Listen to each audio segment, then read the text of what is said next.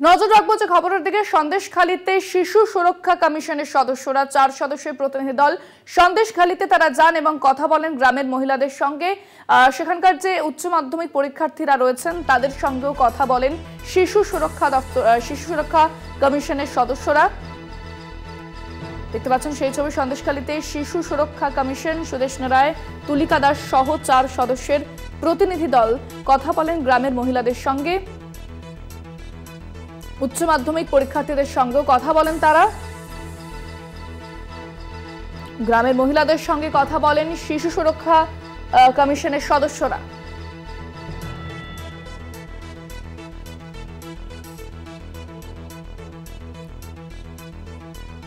ফোনে রয়েছেন আমাদের প্রতিনিধি সঞ্জিত চক্রবর্তী। সঞ্জিত, শিশু সুরক্ষা দপ্তরের কমিশন এবার সন্দেশখালী গিয়েছেন, তারা কি জানতে পারছো?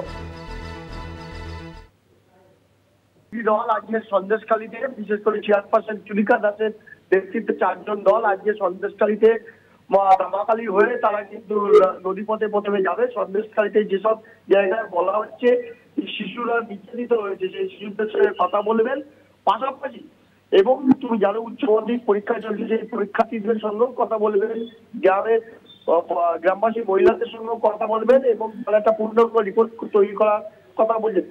তারা যেটা প্রাথমিকভাবে জানিয়েছেন, আমরা যাব আজকে প্রতিটি গ্রাম ঘুরবো যতটা পারি এবং সেই সব জায়গায় শিশু যারা আছে তাদের সঙ্গে কথা বলবো। কারণ এর মধ্যে একটা অভিযোগ হয়েছিল সন্দেশখালী দাসপাড়া, অর্থাৎ একেবারে সন্দেশখালী নদীর পাশে দাসপাড়ায় একটা শিশুকে নাকি মারধর করা হয়েছিল এবং সেই পরিবারে তিনি যাবেন, পরিবারের সঙ্গে কথা বলবেন। পাশাপাশি বেশ কিছু স্কুলেও তারা বাইরে থেকে, যেহেতু জানো উচ্চ মাধ্যমিক পরীক্ষা চলছে, তাদের ছাত্রছাত্রীদের সঙ্গে কথা বলবেন। এছাড়াও অভিভাবকদের সঙ্গে কথা বলে পূর্ণাঙ্গ একটা রিপোর্ট তৈরি করবেন। সারাদিনই তারা আজকে থাকবেন সন্দেশখালী 2 নম্বর ব্লকের 7টি গ্রাম পঞ্চায়েতের বিভিন্ন জায়গায়। তারা কিন্তু ছবি একদিকে ভিডিও ফটোগ্রাফি করবেন, অন্যদিকে শিশুদের সঙ্গে কথা বলে তাদের বয়ান রেকর্ড করবেন, গ্রাম মহিলাদের সঙ্গে কথা বলবেন। পাশাপাশি যেসব উচ্চমাধ্যমিক পরীক্ষা দিচ্ছে, পরীক্ষা দিচ্ছে তাদের কোনো সুবিধা অসুবিধার কথা জানতেন। পুরো বিষয়টা তারা কিন্তু আজকে সারাদিনই সন্দেশখালীতে থেকে। সঞ্জিত, সেক্ষেত্রে পরিস্থিতি স্বাভাবিক সন্দেশখালীতে? একেবারে দেখো সন্দেশখালী আস্তে আস্তে স্বাভাবিক সন্দেশ নিচ্ছে দিনের মতো। গতকালকে নেয়াটি যেমন 2-1টা ফেরিঘাট বন্ধ থাকলো, আজকে কিন্তু ফেরিঘাট সচল রয়েছে এবং যাতায়াতের নদীবর্তী এলাকা পরিবহন ব্যবস্থা বলতে ফেরিঘাট নৌকার উপরে মানুষ নির্ভরশীল। আস্তে আস্তে স্বাভাবিক অবস্থায় সন্দেশখালী ফিরতে চলেছে।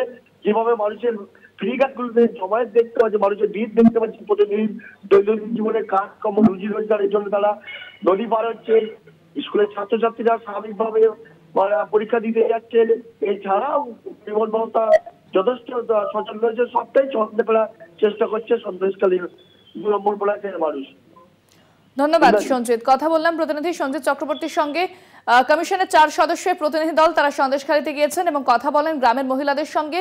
উচ্চ মাধ্যমিক পরীক্ষার্থীদের সঙ্গে কথা বলেন শিশু সুরক্ষা কমিশনের সদস্যরা।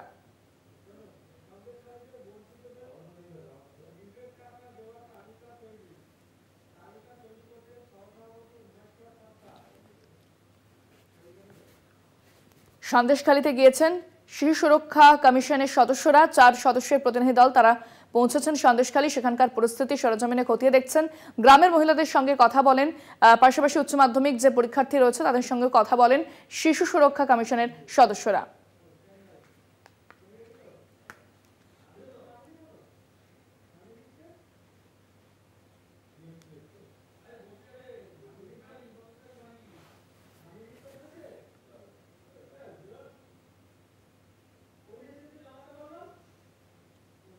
সন্দেশখালীতে শিশু সুরক্ষা কমিশনের সদস্যরা, 4 সদস্যের প্রতিনিধি দল তারা সন্দেশখালীতে রয়েছেন, কথা বলেন গ্রামের মহিলাদের সঙ্গে, উচ্চ মাধ্যমিক পরীক্ষার্থীদের সঙ্গে কথা বলেন তারা।